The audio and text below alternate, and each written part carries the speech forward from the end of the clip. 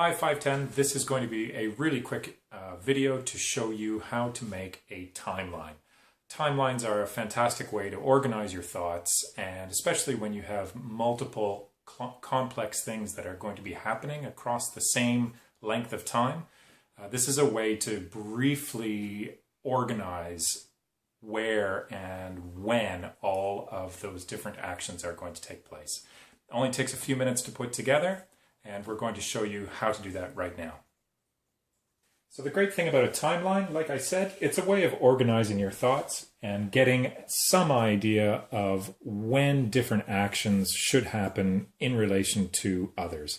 First thing you need to do is you need to have some actions. So let's pretend we've got 4 for an organization. You can think of these as objectives or goals that an organization might have for an entire year.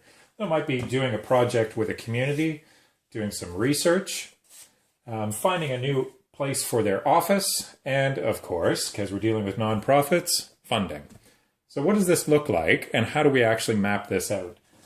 As the name implies, a timeline happens along a line. The way I usually do it is I structure it by just drawing an initial line, separating off the months. So we might have, this is 2015 over here. Over here we've got 2016 at the end of the timeline. Now each one of these would be months. This is January, February, March, and on it goes. Sometimes I like to use really long, one continuous sheets of paper if I'm working with an organization, but this can also be represented in a Gantt chart. So we've got some idea of what the timeline looks like up there. Let's pick the first concept here, which would be the first project would deal with finding a new place for the office. Now what I would suggest is we pick a new color. Let's go with green because this is green. We make another line.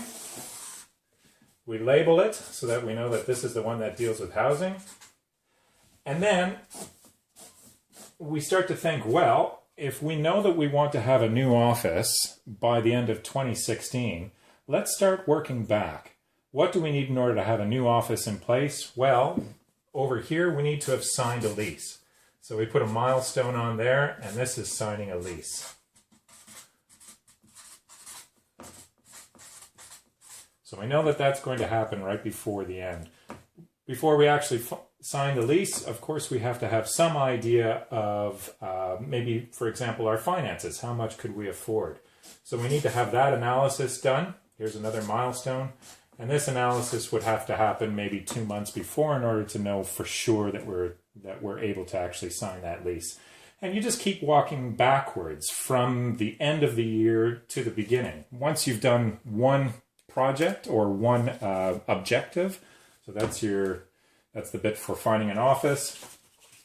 Maybe we also know that we're doing some work with the community. So that could be the second one that comes in here. We'll get a new color for working with the community.